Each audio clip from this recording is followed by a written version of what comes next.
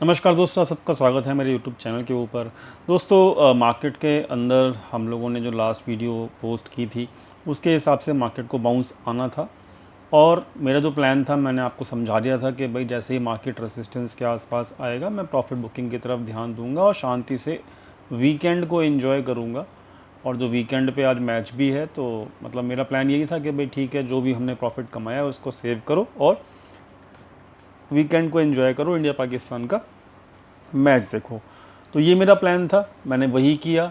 और यहाँ पर आज फुल तरीके से हमारा मतलब मेरा जो फोकस है वो मेनली जो है आज का दिन पे जो एक्साइटमेंट है वो क्रिकेट के लिए है ज़्यादा।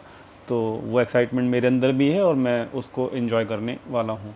लेकिन कल से फिर मार्केट चालू हो जाएगी तो हम कल के एनालिसिस फटाफट से कर लेते हैं और मार्केट क्या कहता है वो भी हम देख लेते हैं। देखिए दोस्तों, यहाँ पे मैंने पहले से ही आपको अपने एक्स के ऊपर यानी कि ट्विटर के ऊपर एक डेट दी थी आपको 13 मई की, जहाँ से मैंने आपको बोला था कि अब शॉर्ट मत करना। कब तक मत करना? 8 जून तक। ये मैंने आपको ओपनली बताया हुआ है, पब्लिकली बताया हुआ है। तो यहाँ पर 8 जून बिकॉज इट इज़ सैटरडे, ठीक है। तो ये 8 जून जो है वो सैटरडे है, तो 8 और 9 यानी कि 10 या 11 तारीख के आसपास, 10 या फिर 11 तारीख के आसपास, ठीक है। ये डेट जो है याद रखना। ये डेट बस मैं आपको एक हिंट कर रहा हूँ, इसके पीछे कोई एस्ट्रोलॉजिकल बातें नहीं हैं, इसके पीछे डाटा पॉइंट्स ही हैं, ठीक है। और 13 जिस तरीके से काम की थी डेट, ठीक है, जैसे डेट मेरी 13 काम की थी ना, 13 मई, और फिर इसी तरीके से यहाँ पर 10th और 10th से लेकर 12th तक का जो टाइम है ना, थोड़ा इसको फोकस में रखना और देखना। मैंने आपको लास्ट वीडियो में भी कहा था कि देखना बस यहाँ पे क्या हो रहा है, ठीक है। तो बस अभी भी मैं ये सेम चीज़ रिपीट कर रहा हूँ कि देखना यहाँ पर मार्केट में रुक कर के यहाँ पर क्या हो रहा है, ठीक है। चलो अब हम फटाफट से अपनी एनालिसिस के ऊपर आते हैं, फटाफट से बिना किसी देरी के निफ्टी पे आते हैं फटाफट से। निफ्टी जो है दोस्तों मतलब ज़बरदस्त तरीके से मूव किया ऑन फ्राइडे, एंड वो मार्केट रिसेंटली टॉप के आसपास जाके क्लोज़ किया, ठीक है। बहुत बढ़िया, प्राइडेक्शन जो है पॉजिटिव है, बहुत बढ़िया। बात कर लेते हैं यहाँ पर डाटा पॉइंट्स की। डाटा पॉइंट्स क्या कह रहे हैं भाई? रिटेल जो है लॉन्ग पोजीशंस क्लोज करके बेरिश पोजीशंस बना रहा है, जिसकी वजह से डाटा जो है वो इस वक्त पॉजिटिव है। इस वक्त क्लोजिंग डाटा जो है वो क्या है? पॉजिटिव है। क्लियर हो गई बात? ठीक है। तो डाटा और आपका ये प्राइस एक्शन दोनों दोनों इस वक्त क्लोजिंग बेसिस के ऊपर पॉजिटिव हैं, ये हमने समझ लिया और हमें कोई दिक्कत इसमें समझने में नहीं होनी चाहिए। बात क्या है, निकल के क्या आती है कि अब देखो होता क्या है, एक चीज़ समझनी पड़ेगी आप लोगों को। अगर आप मार्केट के चार्ट को समझ गए ना तो आपकी आधी से ज़्यादा जो है ना मतलब दिमाग की टेंशन वैसे ही ख़त्म हो जाएगी। देखो होता क्या है, यहाँ पर जब भी मार्केट कोशिश करता है ना, मैंने प्रॉफिट बुकिंग क्यों किया फ्राइडे को, याद रखना इस चीज़ को, इसके पीछे भी मैं आपको लॉजिक दे देता हूँ। यहाँ पर जब भी मार्केट रीसेंट हाई को तोड़ के एक नया हाई बनाता है तो वहाँ पर एक गिरावट आती है, प्रॉफिट बुकिंग आती है। इसके बाद नया हाई यहाँ बनाया, फिर प्रॉफिट बुकिंग आई बड़े प्लेयर के द्वारा। फिर इसके बाद जो नया हाई है यहाँ बनाया, फिर प्रॉफिट बुकिंग आई, ठीक है। इसके बाद फिर दोबारा से यहाँ पे हाई लगा, डबल टॉप लगा, मतलब फिर गिरावट आई। और इसके बाद फिर से नया हाई यहाँ लगा, फिर गिरावट आई।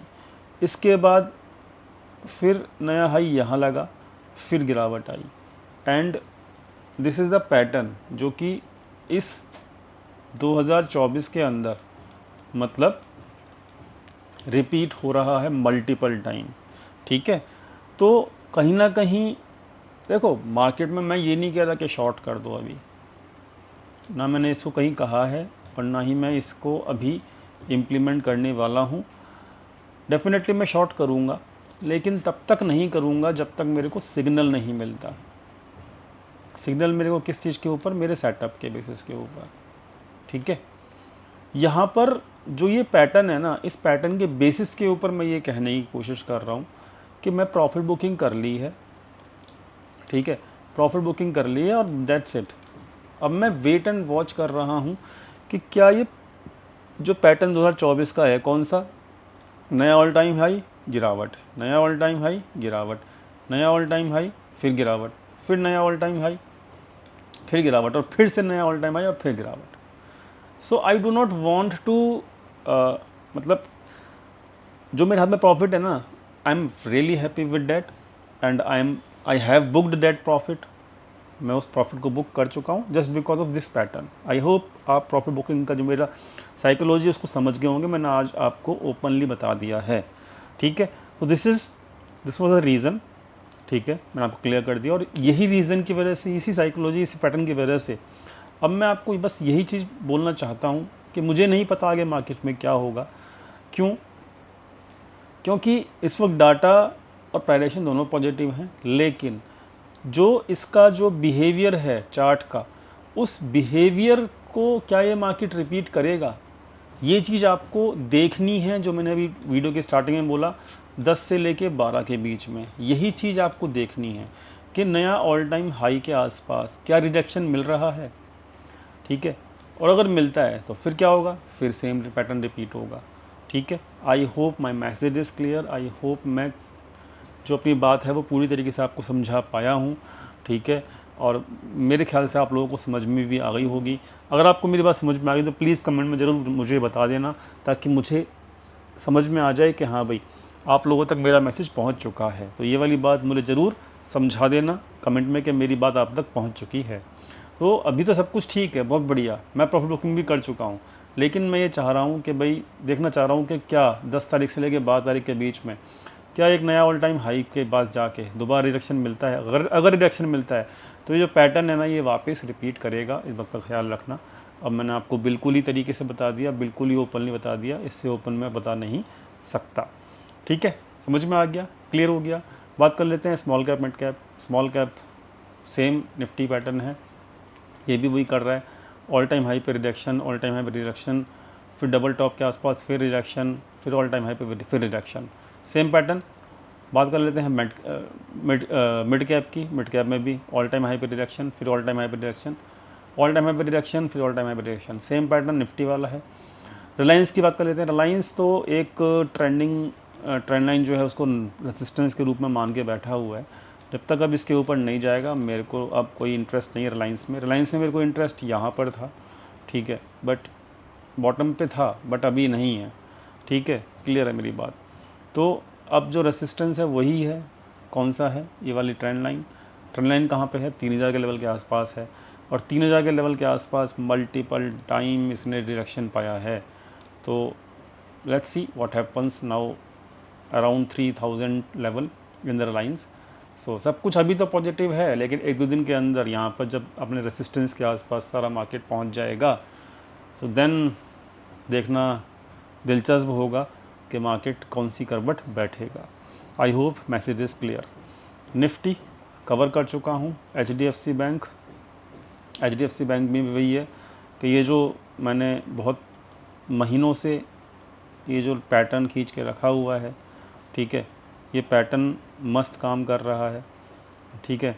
और ये नीचे आता है, सपोर्ट लेता ऊपर, फिर नीचे आता है, सपोर्ट लेता ऊपर, फिर नीचे आया, फिर सपोर्ट लिया ऊपर। अब यहाँ पे रेसिस्टेंस पे क्या होगा, देखने वाली बात है। रेसिस्टेंस जो है ये HDFC बैंक का 1600 के आसपास है, तो देखते हैं क्या होता है। 1600 के आसपास है रेसिस्टेंस। तो अब कहने की बात क्या है, अल्टीमेटली मेरा अगर कंक्लूज़न निकालूँ मैं अपनी सारी बातों का, तो सारी बातों का कंक्लूज़न ये है कि जैसे रिलायंस हो गया, HDFC बैंक हो गया, अपने रेसिस्टेंस के आसपास जा रहे हैं।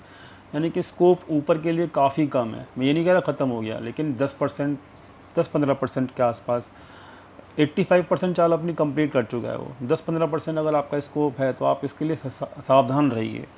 सेम आपका स्मॉल कैप मिड कैप के अंदर भी है, पूरी कवर कर चुका है अपने आप को ये, ठीक है। अब ऑल टाइम हाई के आसपास जाकर डिडक्शन मिलता है तो definitely I will book the profit in the equity also, ठीक है। तो ये सब चीज़ क्लियर है मेरे को, पैटर्न मेरे को क्लियर है, और मेरे को अब एक दो दिन मार्केट को देखना है, ये भी मेरे माइंड में क्लियर है। एक दो दिन मार्केट को देखूंगा, समझूंगा क्या चाहता है मार्केट, उसके हिसाब से ही रिएक्ट करूँगा। बात कर लेते हैं फटाफट से ऑप्शन चेन। तो ऑप्शन चेन अभी तो सब कुछ क्योंकि बुलिश ही है, तो ऑप्शन चेन ही बुलिश ही दिखेगी, ठीक है। तो ऑप्शन चेन जो है वो ठीक ठाक देखते हैं एट द मनी पे क्या हो रहा है।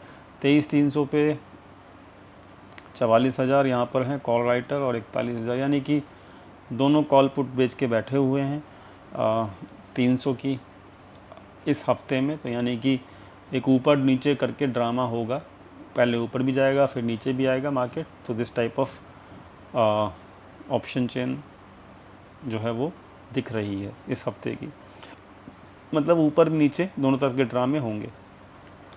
एफ की बात करूँ तो एफ ने कुछ बहुत लंबे समय के बाद एक छोटी मोटी तो नहीं कहूँगा, 4,000 करोड़ की बाइंग है की है एफ ने। लेकिन उससे 3 दिन पहले अगर जोड़ें तो ये 4,000 करोड़ की बाइंग कुछ भी नहीं होगी, क्योंकि उससे ज़्यादा तो बेच चुके हैं वो लोग, ठीक है। सो मेरे हिसाब से अभी भी उनका सेलिंग मोड ही रहेगा, क्योंकि बीच बीच में वो करते रहते हैं थोड़ा थोड़ा, जैसे कि यहाँ किया धोखा देने के लिए, ठीक है, फिर यहाँ कर दिया धोखा देने के लिए बाइंग, फिर यहाँ अभी मेरे ख्याल से धोखे वाली बाइंग ही है।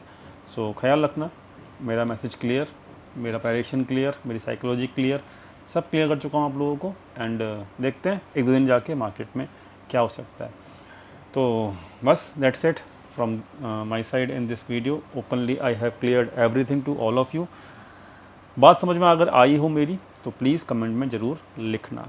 Thank you so much for watching this video. मिलते हैं नेक्स्ट वीडियो के अंदर। Thank you.